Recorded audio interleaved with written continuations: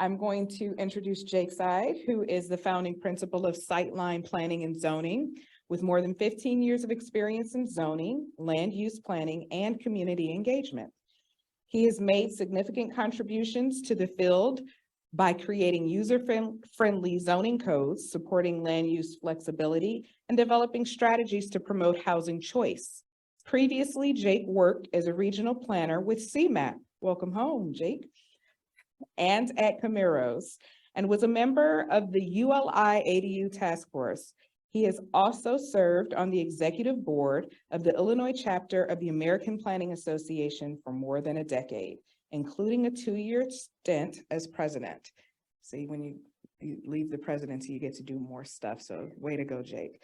All right, I'll bring Jake to the podium or the table. Emily, are we sitting at the table? And then Jake will introduce the other panelists, and I'll see y'all in just a short bit. Welcome, Jake. Everybody, let's give Jake a welcome.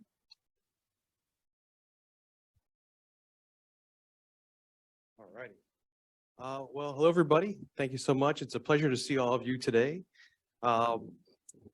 Thank you very much for the warm introduction, Dooney, and to Aaron Alamon and all the folks at CMAP for hosting us today.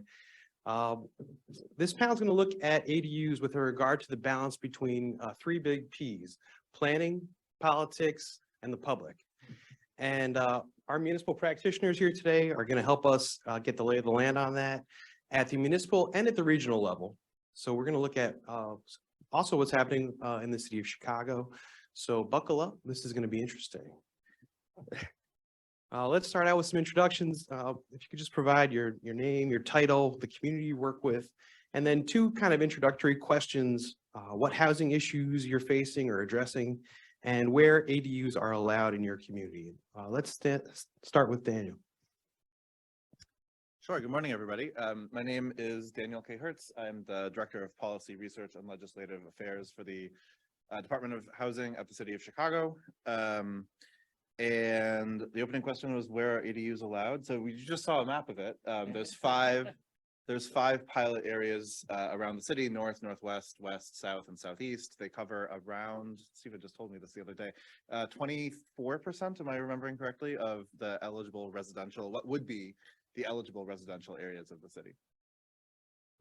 And Daniel, any major housing issues that the ADUs are facing, or is that too big of a question to start out with?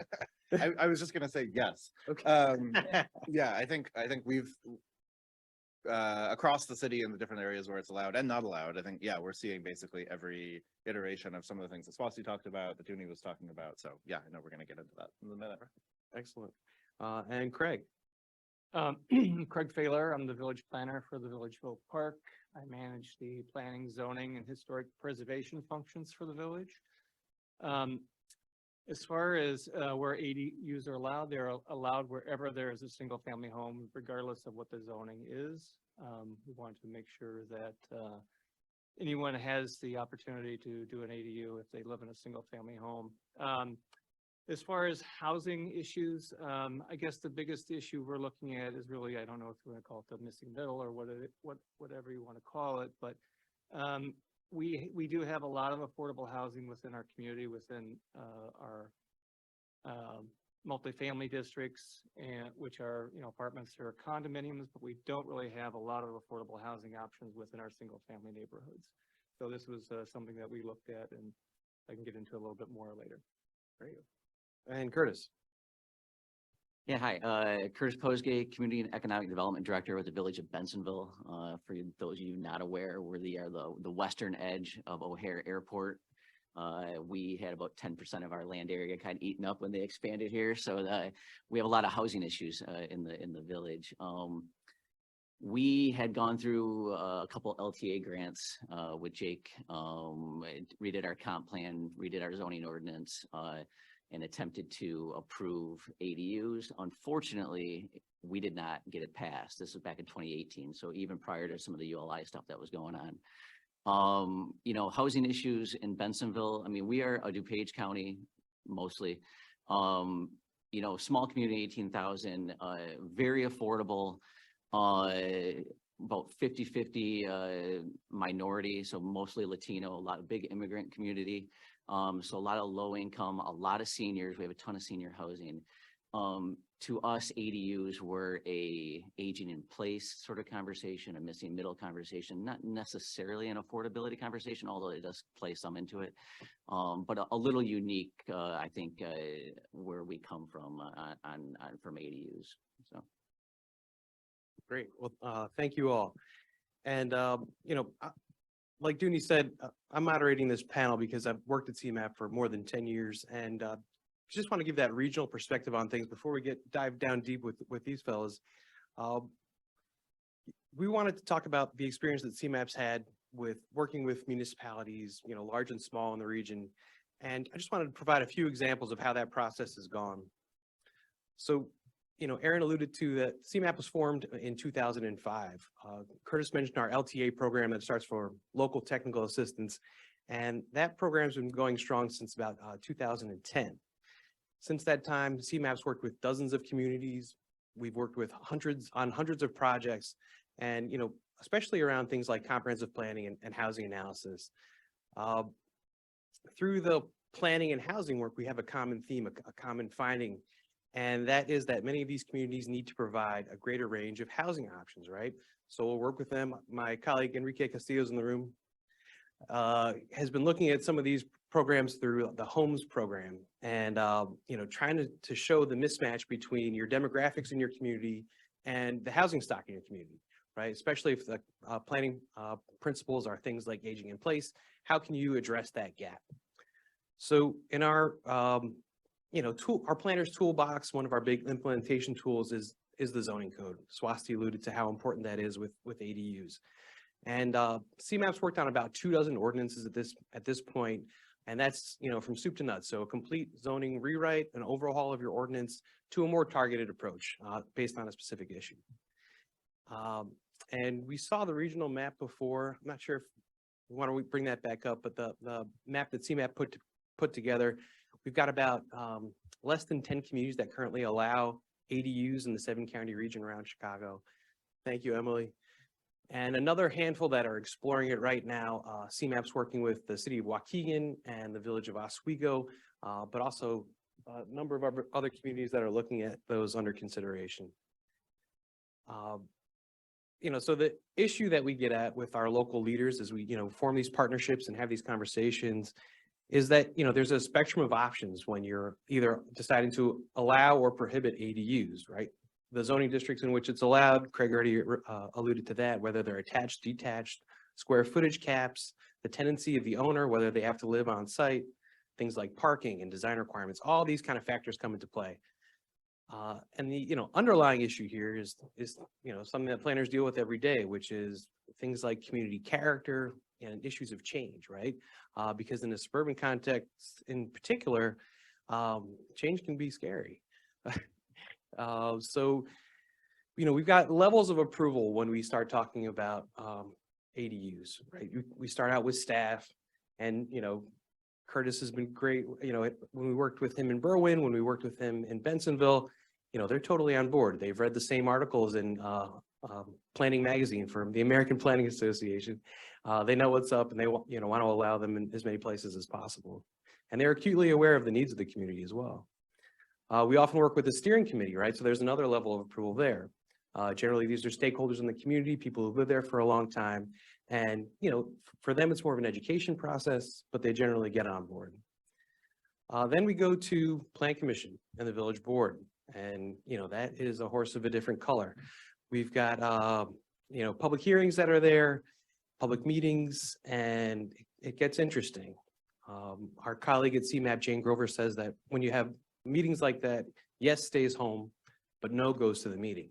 So there's people there in full throat telling you what's wrong with ADUs and why they should not be part of the community. And that's when it becomes a negotiated process. So a few quick examples of CMAP's experience. I've got, I think, 4 or 5 here before we talk to our panelists, our esteemed panelists. The first community that we worked with that allowed ADUs was the village of Park Forest. That's down in South Cook on the border of Will County. They've allowed ADUs since 2017. The issue there is that housing in that area is pretty affordable. And so there hasn't been a big uptake in ADUs because the expense of building one doesn't really match up with the expense of buying a house that's already there. Out in Kane County, we've completed unified development ordinances in South Elgin and Montgomery. And in those communities, they've seen a lot of growth. You know, a lot of their housing growth was in the 90s, the early 2000s. And ADU uptake has been limited there because of homeowners associations and restrictive deeds and covenants, which actually supersede zoning. So that's been an issue. And there's one community that my colleague Jamie Jackson and I worked with that shall remain nameless. We were brought in for a more targeted approach on that project. They had approved a housing plan that specifically called for allowing ADUs. And once we got to the meeting, you know, this was during COVID times, Jamie was there, and we quickly found out that while the village board was adamantly for ADUs, the plan commission was adamantly against it. And we couldn't even get the ADUs heard at that meeting. And so we ended up backing out, which was unfortunate.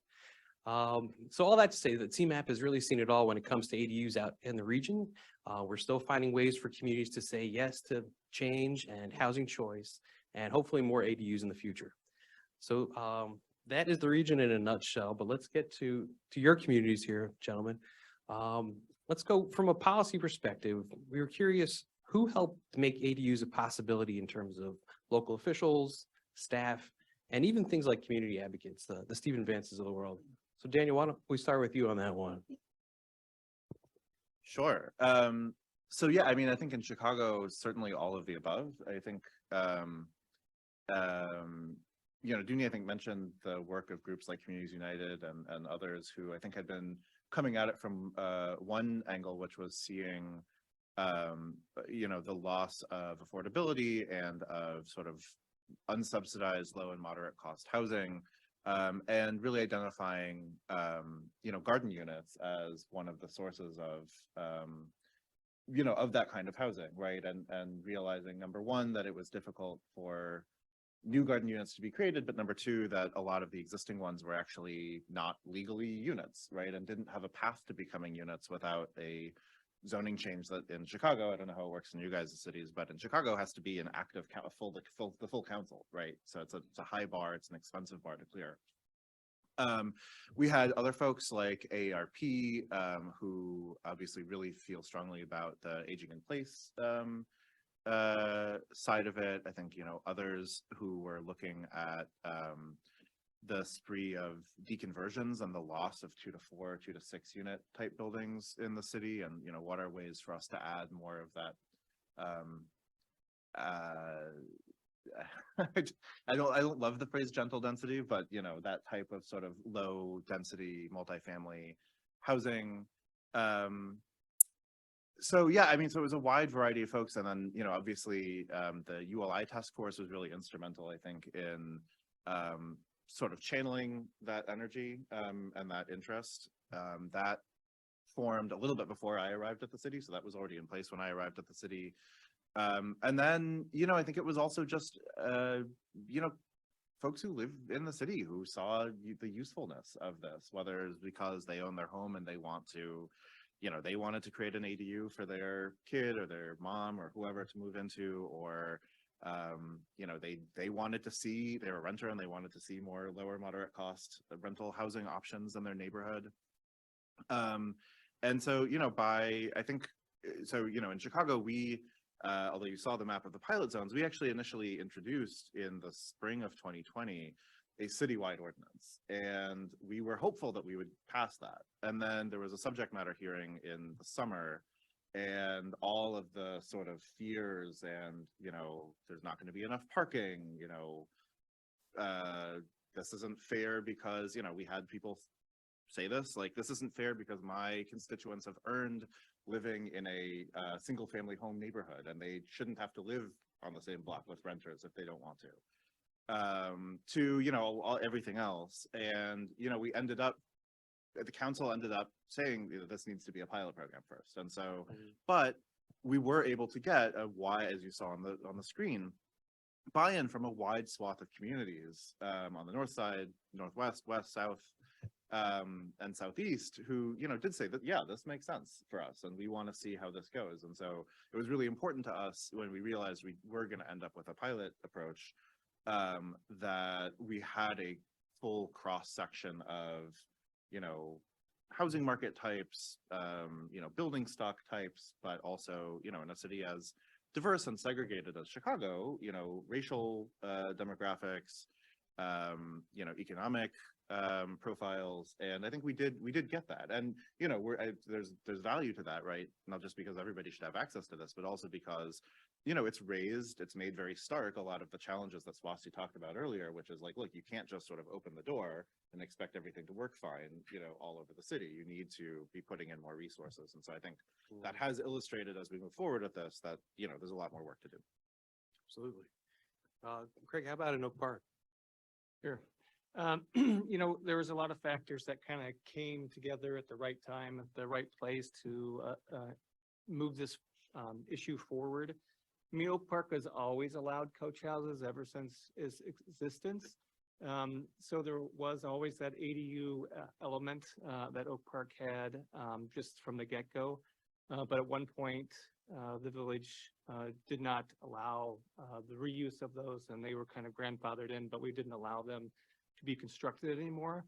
But then we saw a resurgence of residents who wanted to do just that and build coach houses in their backyards. And so some were built illegally, but we decided that this was probably a good time to kind of look at that issue.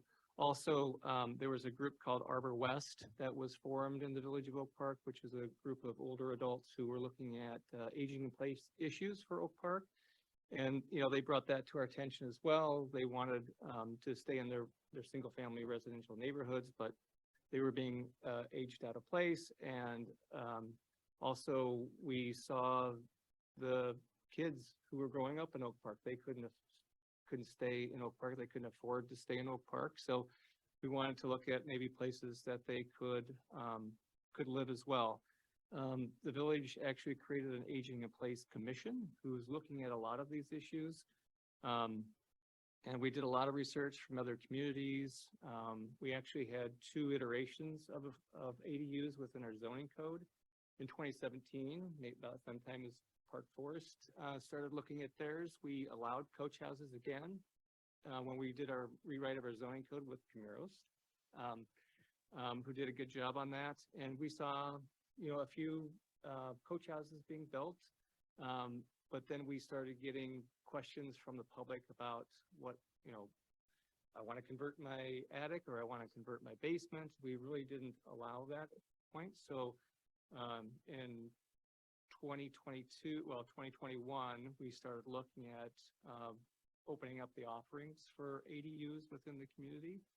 And we didn't really get a lot of pushback from the Plan Commission or the village board. I think they were all really excited about it. We wanted to make sure that we could provide an affordable option as well. As I mentioned earlier, there aren't as many affordable units within our single family neighborhoods that there could be. I think it's been semi-successful as far as ADU development. What we've seen though is that people have only built coach houses. So the folks who are interested in the attics and the basements, we really haven't seen them come through yet. But we did, when we first put out the requirements, there were a lot of restrictions because it was kind of our pilot program for the village. You had to have a certain lot size, building could be only a certain size. So when we did the revision in 2022, we took that restriction away. So it could be on any lot where there's a single family home. We do have some restrictions on it as far as how it looks. It has to comport with the house, the main house. You have to have its own address. There's no parking requirements for any of the ADUs. The only size requirement we have are on additions to a single family home. So I should say all the things that we offer now are coach houses, living units above garages, additions to single family homes up to 1,000 square feet, a standalone ADU up to 1,000 square feet, and then conversions of attics and basements. And I'll give a shout out to AARP. I know there's a representative here somewhere. At least they were on the list. They had a great explanation of all the different types of ADUs that we kind of incorporated into our zoning code. So Great. Thanks for that overview, Craig. And so Curtis, a little bit of a different path in Bensenville. Do you want to give us an overview of what happened there? Yeah, so, yeah, like I said earlier, I guess, unfortunately, we were not able to pass it in our zoning ordinance rewrite. So we have planned a lot around, we've done the changing in region, the homes. We've recently even done another plan, aging in a changing region. All of these studies have talked about ADUs as an option, something we should look into. We got it through planning, and it's in our comp plan. It talks about it. That was an approved plan. We rolled that right into doing the zoning ordinance. I think what I find interesting about these two communities are like the community actually wanting, like asking about ADUs, how can I do this, or how can I make them legal? We didn't have a lot of that. We're not having a lot of people coming to us saying, hey, how can I build a coach house? I think it was Jake and the team, and just myself and experience and realizing this should be an option, and just noticing kind of broader issues in the community and thinking this would be a good option to address some of these issues. But we didn't really have a lot of necessarily champions in the community, and that's probably been part of the downfall, right? What we did have, which we have a lot of existing ADUs in the community. There are not so much coach houses. There are a lot of ADUs. There are ADUs above garages, attached. I mean, our mayor at the time actually was looking at buying a home with an ADU with the specific purpose of putting his mother-in-law in there. So we thought we were on good ground. So it was written in the original ordinance, made it, I think, I was just looking at the versions last night, the different drafts. I think it made it through version 5, which is past planning commission, but essentially it was taken out in the attorney review, which means it was taken out in the political review.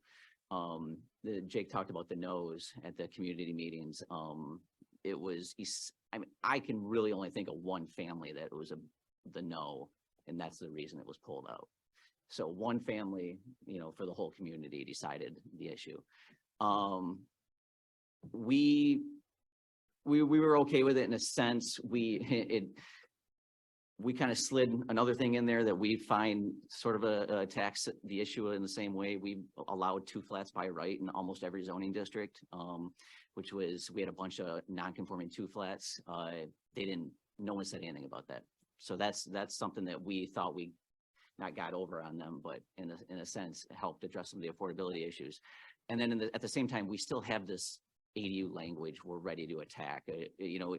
When we think the time is right, we're going to try to do this again. Like I said, I think we were early, right? CMAP was sort of ahead of the game, and it's getting the ball rolling. Shwasi talked about this earlier about even, the ULI and the continued conversations. And I think once more communities start getting on board and we get more than the handful on the list that have approved it, I think we can go back to our community and say, hey, this is something we should be doing. We got that language just ready to kind of pop into the zoning ordinance. Mm-hmm. Yeah, absolutely. That map is pretty splotchy at this point, right? There hasn't been that, massive critical mass of communities that are doing it. But yeah, the Bensenville example goes to show how, it sometimes doesn't matter how many people are against ADUs. It's how big of a voice they have, or how much, political juice they have in the community that can actually, derail some of these projects. So my next question for you all is a little bit more kind of in the weeds. This is stuff that planners love, but getting more into kind of what Craig was talking about how it was a negotiated process. And I think Daniel will start with you on this, but how did you land on things like, those maps of how they were created, and what neighborhoods it was going to be allowed in, attached, detached, square footage, design requirements, all that good stuff? Yeah.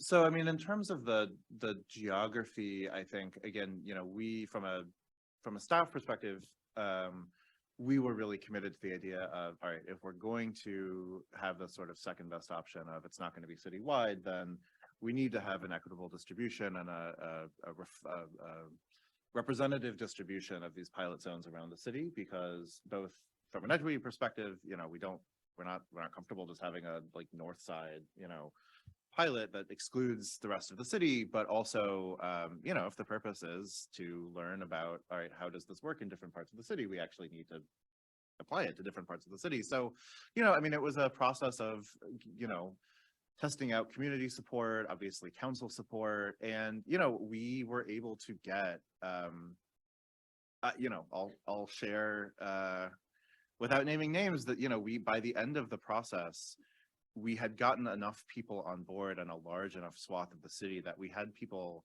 coming to us saying, hey, wait a minute, I know that I was, you know, expressing opposition a couple weeks ago, but there's more of this than I thought there was going to be, and I don't want to be left out. So I need, you know, part of my community to be covered, right? So Homo. yeah, right, exactly. And, you know, I will say as an aside that since then, I have definitely gotten many calls from many calls from constituents who are, you know, outside the zone saying like, when is this getting expanded? But also from, you know, ward offices saying like, why is this not allowed in my community? And I sort of have to bite my tongue about like, well, partly because you said no.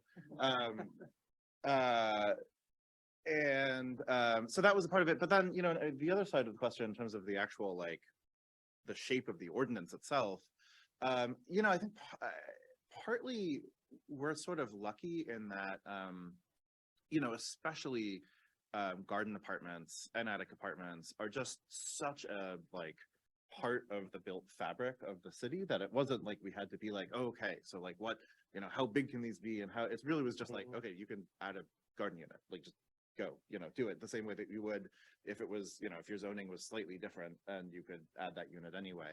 For coach houses, it was a little bit more complex because it had been illegal to build new coach houses since the 50s in Chicago.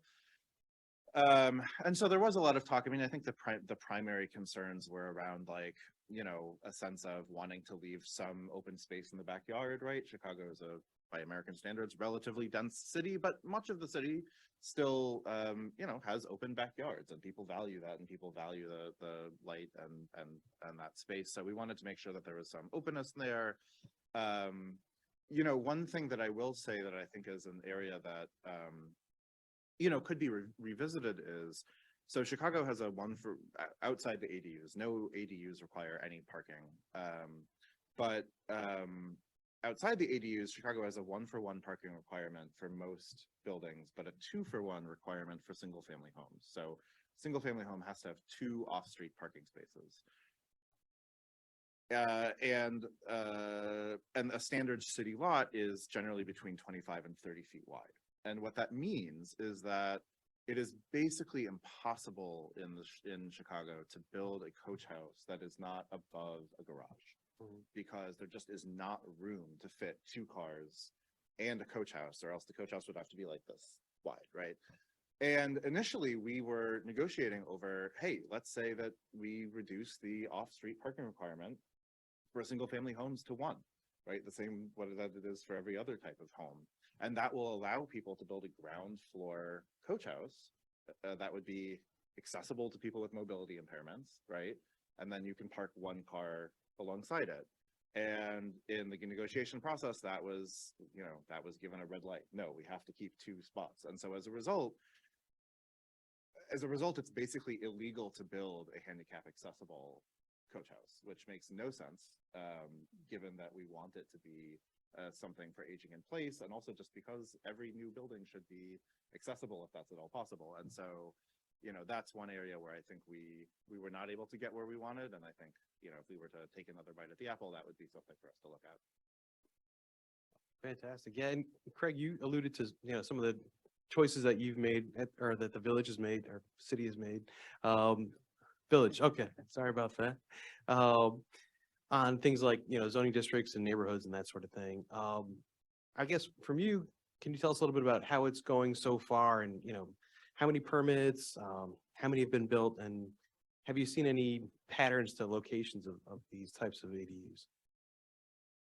Well, that's a good question. We, you know, since I've been keeping track of the ADUs since we did the amendment in 2022, January 2022, we've had 12 ADUs built, and they're all coach houses.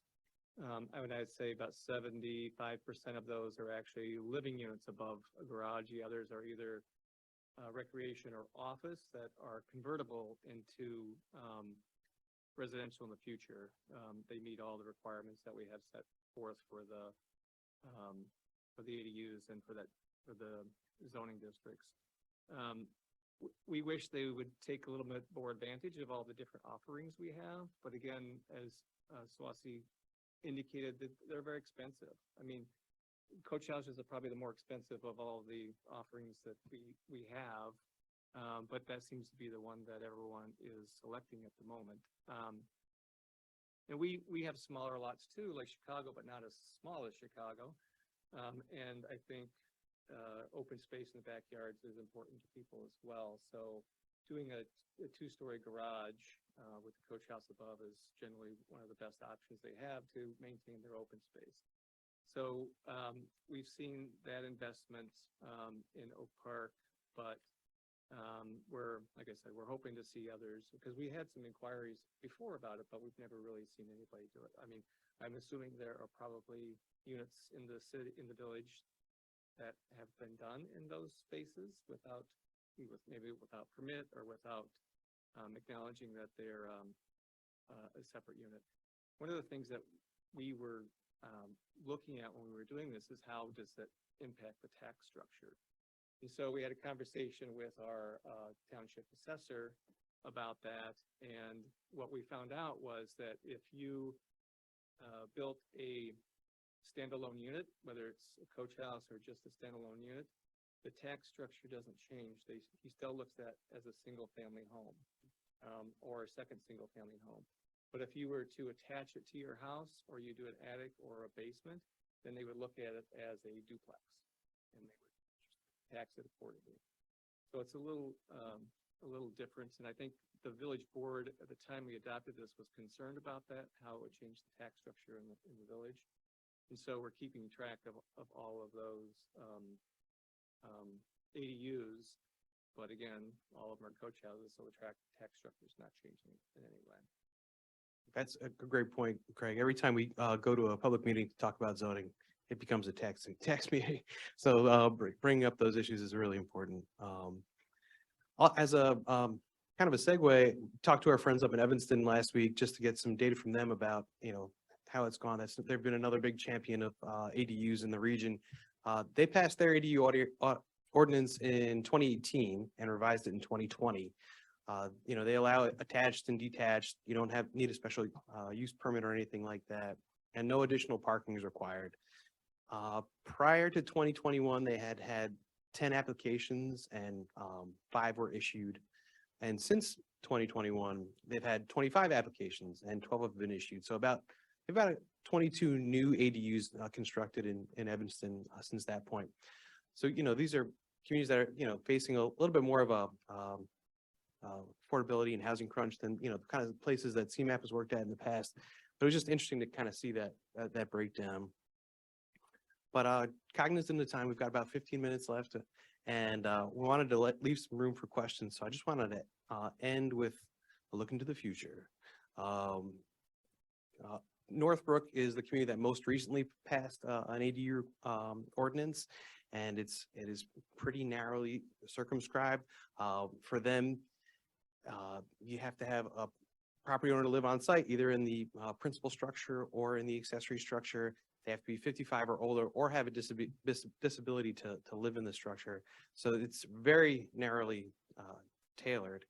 But I know, these communities are on a very different path. I just kind of wanted to get a vibe from you on, will there be tweaks to the permitting ordinance? How are you helping to get the word out to address some of these missing middle needs? So Kurtis, do you want to go first on that one? Yeah, I sort of touched on it earlier, but the most recent planning study we just did was with MMC and the aging and a changing region. So aging in place has been the biggest sort of topic lately. It was recently approved, and one of the probably 5 major recommendations is ADUs. We do think we will revisit ADUs at some point. It's all part of the same conversation to us, this kind of missing middle, aging in place thing, affordability. I mentioned the two flats. We are actually devising a pilot right now. We have a city-owned lot. We're gonna come up with pre-approved building plans for two flats. So we're gonna have a book of like 5 architecturally pre-approved plans. And then we're gonna test it on the city-owned lot that we have, and we're gonna try to essentially sell that with one of the pre-approved plans. And then the idea would be to have those pre-approved plans for anybody that wants to build a 2-flat to come in and have a quicker approval and not have to waste all their time on architectural things like that. So we're constantly thinking about ways to address these issues. ADUs is part of the conversation. We do think we'll be able to revisit it at some point. But we are working on similar issues basically concurrently. Great. And Craig, how about you? So we actually created a accessory dwelling unit guide that we have on our website that kind of tells you everything about ADUs and where they're allowed and what you can build and what you have to do as far as utilities and contacting the building department, fire department. If it's in a historic district, what you have to do for the structure within those districts. We modeled it after Evanston's. They have a very good guide as well. I think Evanston has been very successful in their attempt to advertise ADU units. I think we probably need to do a little bit more in the community, put it in our newsletter, put a little bit more on our website to make sure everybody knows that it's available there. One of the things I wanted to quickly mention was that our ADUs have to be, you either have to be owner occupied in the main house or in the ADU, and that Airbnbs are actually allowed in an ADU if you want to do that, but you have to register with the village. We have a new registration program for Airbnbs, and they are taxed and regulated, but that is a good guide for anybody who's interested in doing ADU in the village. Fantastic. Thanks, Greg. All right. And Daniel, what is next in the city of Chicago? Yeah, I mean, I think the major challenge is one that's been mentioned several times, which is just financing, both from, mortgage lending, but also, public support. I mean, so we passed with the initial ordinance of ADU grant program for low and moderate income homeowners. We have 19 folks who are sort of somewhere in the pipeline of that program. But I think, what we're seeing is that gives up to $75,000, and that's not necessarily going to cover everything, especially for folks who really don't have much, liquid cash that they can throw at that, right? So, that's something that we're still definitely working on. I think, one of the other things is, I didn't mention this, but the south, southeast, and west pilot zones have some slightly different rules from the north and northwest ones that were really the result of conversations with folks in those communities about just the fact that those, very different market conditions in those areas there aren't the same types of affordability pressures. And so for example, there we don't have in the north and northwest pilot zones, there are no owner occupancy requirements, because I think the general feeling was, look, we need more of these units, and we're not going to restrict them to just owner occupants. On the south and southwest sides, or south and west sides, what we heard was, look, we actually have a fair amount of like moderate cost rental housing. We're more interested in targeting this at, homeowners who are trying to do one of the things that we talked about. And, we talked about the differences in the number of applications or approved applications. We have gotten a bunch of applications from non-owner occupied buildings that we've had to say no to the people on the south and west sides, right? And so part of that is obviously, part of the disparity in those numbers is obviously the financing issue. Part of it is also the design of the program and intentionally not allowing some types of ADUs in those areas. And so, that's obviously something that we'll have to talk more with the folks in those communities to see, like, is that trade-off something that we want to continue, or do we want to try to, turn the dial a little bit and see, if another balance is the right one. Great. Yeah, so obviously a lot of moving pieces here. We're just going to open it up for questions. Yeah, right here. And really quick, pardon the interruption. You all have microphones on your tables, so when you're asking questions, we just ask if you can speak into the microphone so we can capture your sound. Thanks. Sorry about that, Jake. Yeah, there you go. Right. I got it. This is a question for Daniel Hertz. Daniel, two big questions. The obvious one, maybe you could tap away a little bit more on, is there a possibility of this opening up to more of the city or all of the city? And what do you see kind of in your headlights right now? The second one is you are appointing someone who will be an ADU leader. I'm curious who that might be or how that process is going and when it might be resolved. So two questions. Thank you. Yeah, definitely. So on the first one, I learned long ago not to make predictions about what council will or will not do. But you know, I feel confident that there will be a significant expansion or citywide expansion at some point in the near future. We've heard now 2 years in a row, you know, we do budget hearings every year where we have to go in front of council and basically answer all of their questions about anything. And 2 years in a row, there have been many aldermen who have said, we need to make this citywide. There's now multiple ordinances sitting in council to expand either citywide or to particular parts of the city. So I think we're going to get there. It's just, you know, the last 6 months, people in City Hall have been a little distracted by first the budget season and then the election, obviously. So, you know, I think we'll be engaged this summer and we'll see where things land. And obviously, there's still a lot of question marks about who is actually going to be in those seats. For the second question, yeah, I am very excited. We got approved in the budget this year, an additional staffer on my team on the Policy Bureau at DOH, who a significant chunk of their work will be making the ADU ordinance work better, which is great because when this was initially passed, there was no staffing provided. There was no additional sort of capacity provided. And like I said, we knew before and we know even better now, you can't just open the door and expect everything to go great. So we'll have, hopefully by the summer, city hiring timelines being what they are, someone who, you know, can dedicate a significant portion of their time to doing engagement, to talking to community members, to architects, to homeowners about, you know, how can this work better and, you know, what do we need to be doing to help support the program? Great. Yes. So hello, I have a question about energy efficiency and the ETC code for all of these new bills and how that'll play into your ordinances, and that's for everyone in your town, because I know that the source code is going to change this year, actually, and training for the new source code and building codes are going to happen this year. All right. Let's talk about building codes. I'll start. The Village of Oak Park is actually looking at updating our building codes with the energy efficient caveats. We're looking at the stretch code, which I know won't be done till the end of the year, but MENA, which is a group, energy efficiency group we're working with, is providing us with more information about all electric buildings, and we just did a sustainability plan for the village. So all those things are kind of rolling forward into what we hope will be our revised building code. So all of these offerings will be applicable to those codes once they're in place. But we are looking at a lot more energy efficiency within the village. Oh yeah, that's definitely the name of the game. I think we've got time for one or two more, maybe. Kyle. I saw that hand go up fast. I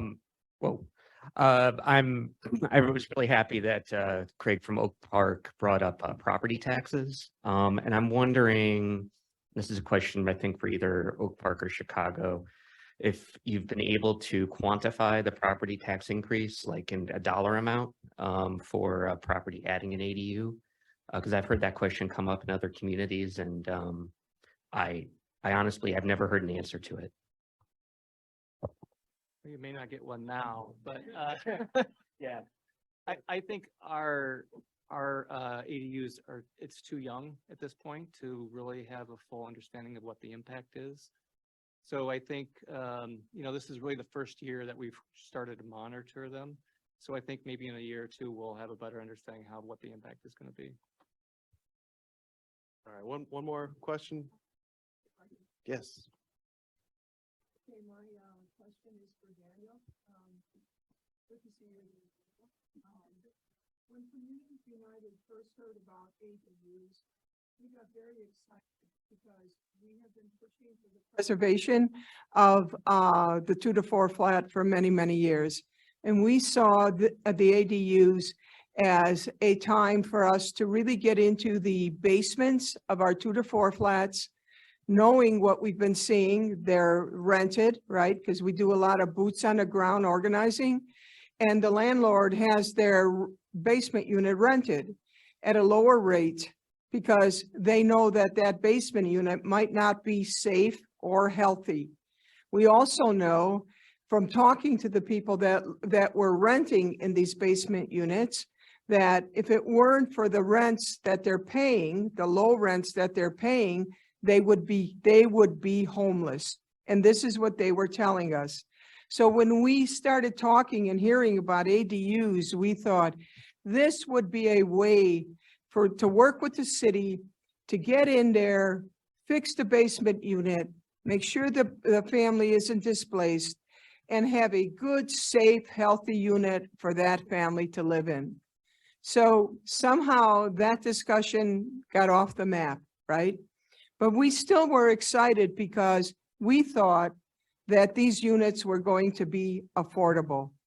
And if you look at the data, most of the units the AD units that are being made now are in the wealthiest parts of the city. So who are we building these ADUs for? Are we building them to create more affordable units? No, because that's obvious.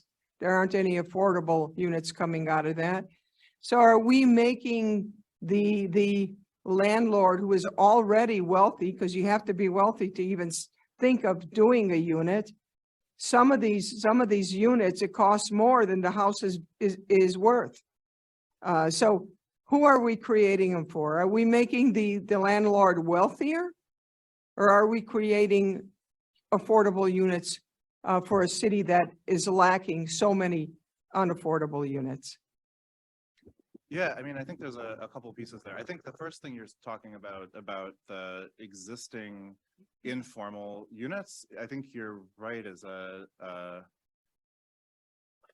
problem that we haven't been able to figure out. We haven't been able to successfully address with this program yet, because there's a couple issues. One is motivating the owner of that building to actually, if they feel like they have a situation that's working for them, how do we, encourage them to fix that up? But then how do we do it, as you said, how do we do it without displacing the person who's already there, right? And essentially, I mean, that really needs to be not just a change to the zoning code, which is primarily what, the ADU program is, but, a proactive, building upgrade and,